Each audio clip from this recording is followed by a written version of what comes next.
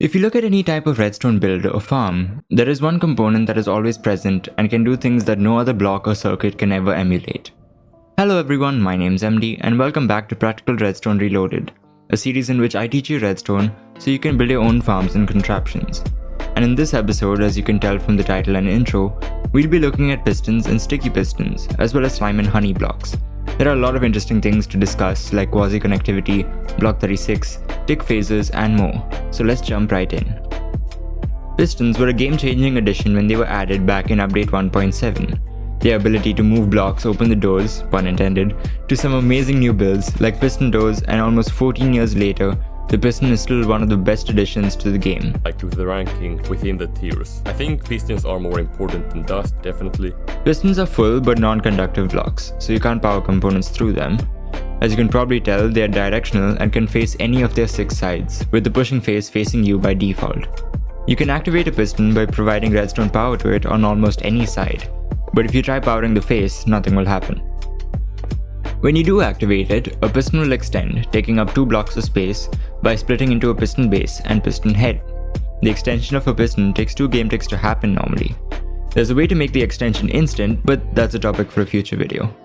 When you depower a piston, the retraction also takes 2 game ticks. Now as you know, if there are blocks in front of a piston when it extends, those blocks will be pushed 1 block ahead, taking the same time to reach as the piston head, that being 2 game ticks. However, not all blocks can be pushed. All the blocks in the game can be split into 3 categories: movable, breakable, and immovable. Movable blocks, as you can imagine, can be moved when the piston tries to push them. Breakable blocks, on the other hand, will simply get broken when you try to push them and either drop as an item or vanish from existence, depending on the block. Finally, immovable blocks will, as the name implies, not move at all, no matter what you try to do to push them. These blocks, for the time being at least, also include block entities in Java Edition. If you don't know what a block entity is, it's basically a block that stores more information than simple block states. Usually these would be item containers, but there are some others. To find the behavior of blocks when it comes to pistons, you can either test it, or there are some great resources like Joa's block property list or the Minecraft wiki. Both can tell you all the properties of the block that you will need to know. Coming back to the piston, it's worth noting that, rather unfortunately, the piston has a limit on the number of blocks it can push. It's not a very large number, but instead just 12 measly blocks. Any more than 12 and the piston will refuse to push. Weak.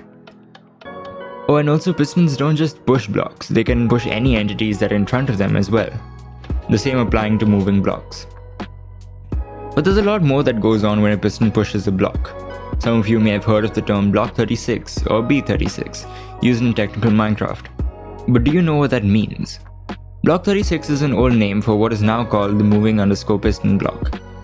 Basically, when a block is moving, it's not the block itself that you see moving, but instead a special block entity called the moving piston. This block copies the look and hitbox of the block to be moved, but all the other block properties are different. I'll refer to it as Block 36 going forward, as that's what I'm used to. When a piston starts extending, the blocks in front of it are deleted, and Block 36s are placed in the spaces the block would be pushed to.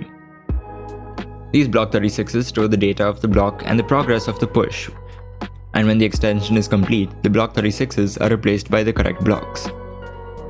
Like I said, Block 36 has its own properties. Some of the notable ones include number 1, its blast resistance.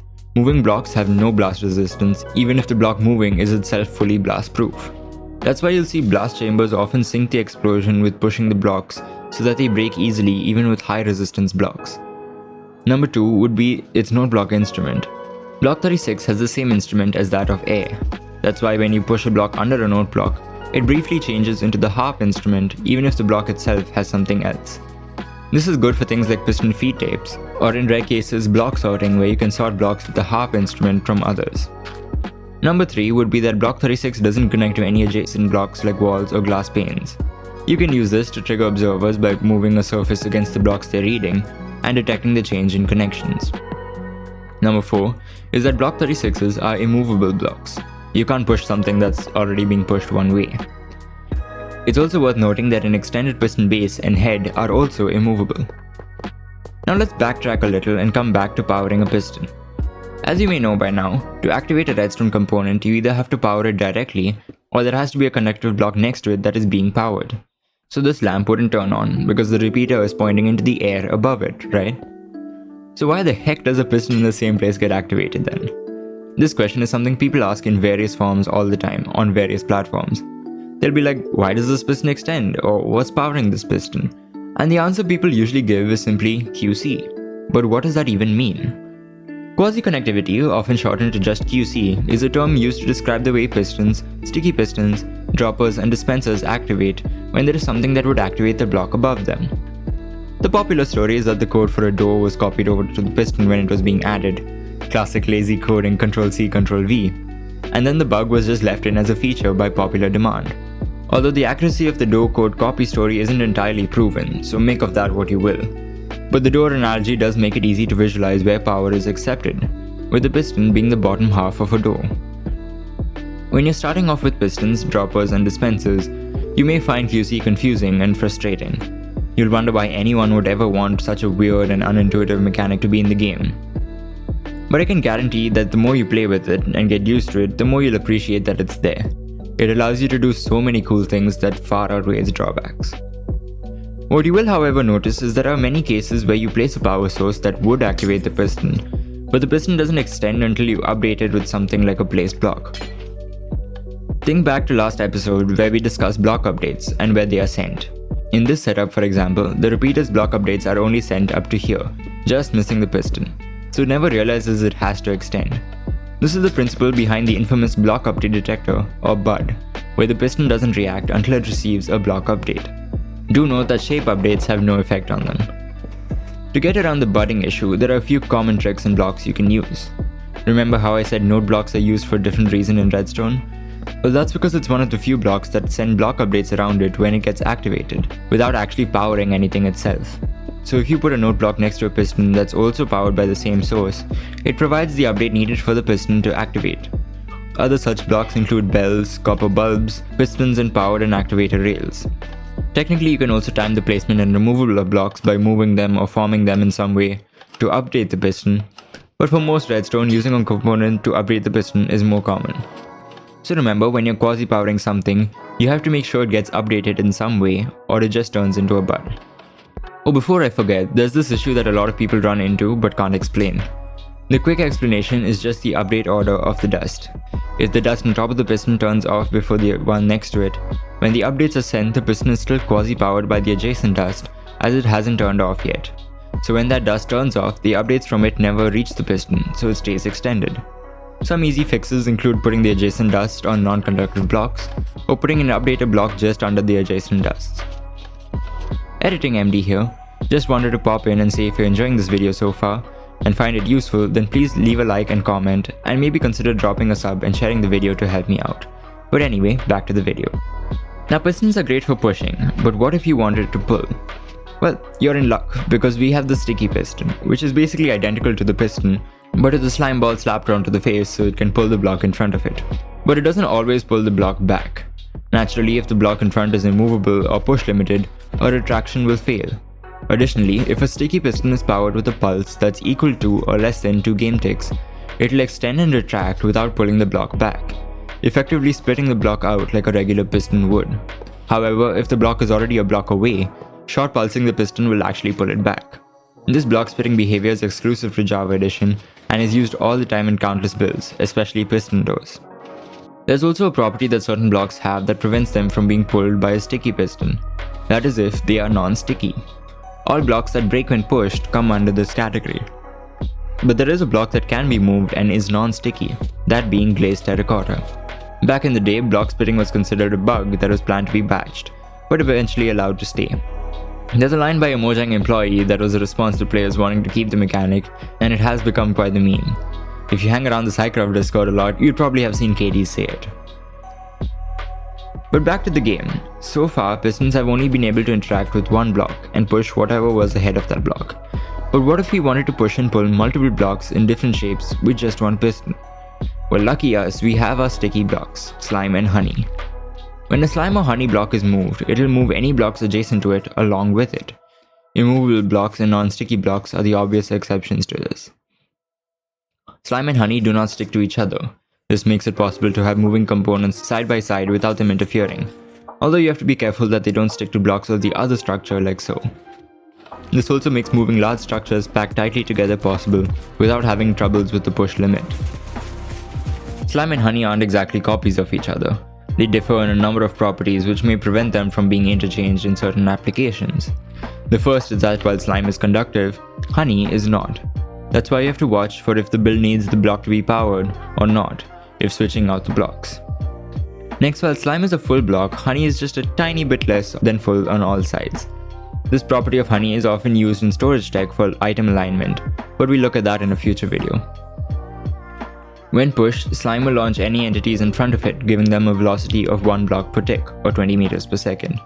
This is often used for item or mob transport, but note that friction from the ground or air means that they don't really launch all that far.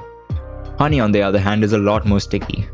It will pull any entity standing on it along with it when it moves. While stationary slime is a bouncy surface for most entities, honey reduces fall damage and prevents mobs from jumping on it.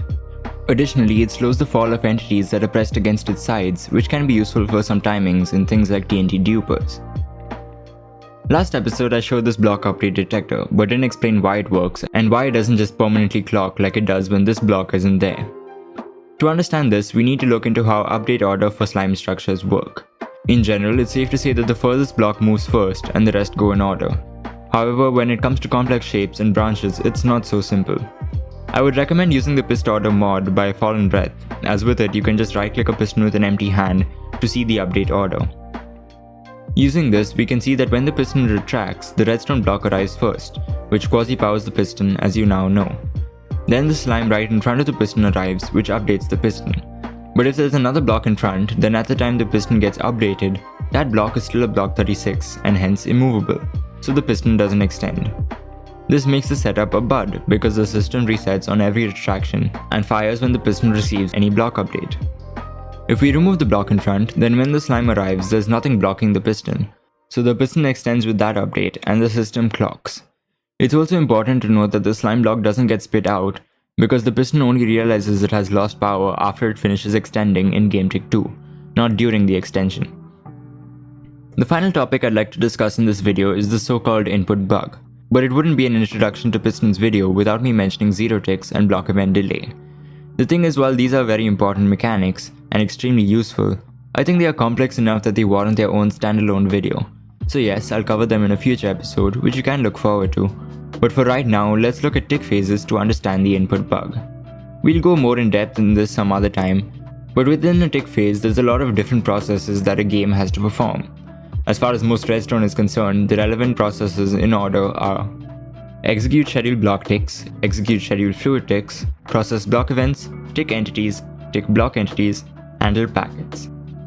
Allow me to clear things up a bit, as what I just said probably makes no sense to you. Scheduled block ticks, also called tile ticks, are used by almost everything that does something after a set delay. Every component we have covered so far that has a delay of some kind uses scheduled ticks to perform a delayed action. For example, a repeater that gets updated and is powered will schedule itself to turn on after 2 game ticks. Those 2 game ticks later, in the scheduled block tick phase, the repeater will activate. Fluids like lava and water that flow at different rates use the scheduled fluid tick system to know when to spread. Similar to the scheduled block ticks, when a fluid gets a shape update, it will schedule itself to attempt to flow after 5, 10 or 30 game ticks depending on the fluid and dimension. Block events are a way to track actions and are mainly used by pistons to handle extension and retraction. Unlike scheduled ticks, block events don't have a time associated with them. They get added to a queue and are executed in order from this queue. So the first piston to call a block event is the first piston to be processed. The entity phase is pretty self-explanatory. Any action or movement that an entity except the player has to perform happens in this phase. This includes movement caused by things like water and pistons. Block entities or tile entities are something I've covered previously. They are blocks that store more data than just block states. So the block entity phase is when things like furnaces and brewing stands process, hoppers transfer items, and much more. Since block 36 is a block entity, this is the phase it is processed in. Finally, network packets are processed. Player inputs and actions are part of these packets, and thus anything like you flicking a lever or placing a block happens in this phase. With this knowledge, we can explain what is called the player input bug. The player input bug is when pistons appear to have a 1 game tick delay when directly activated by a player.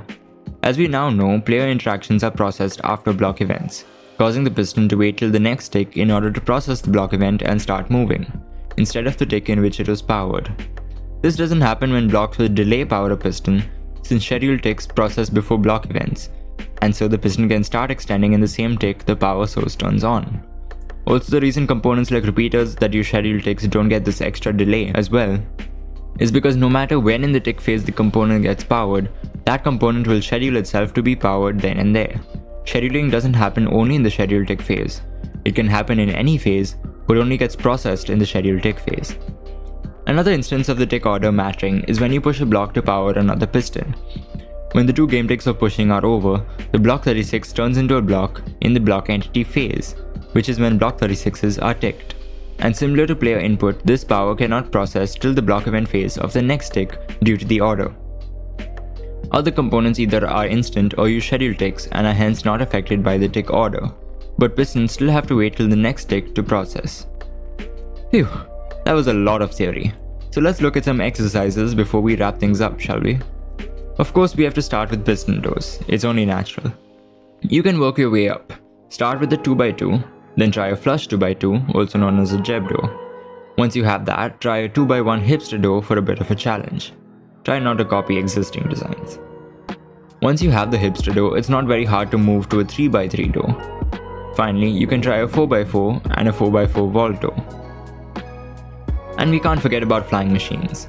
Slimestone, as it's called, is the field of redstone that deals with moving contraptions. There are many ways to build a flying machine, but it all revolves around your main engine, which you add sections onto. So for your exercises, try doing something like a self-returning flying machine or a decorative flying machine like a plane. I should probably also mention that when an observer is pushed, it gets activated 2 game ticks after arriving, as if it detected the change in position. To make an engine, it's as easy as taking 2 structures where one pushes the other and the other pulls the first along. With that, we come to the end of the video.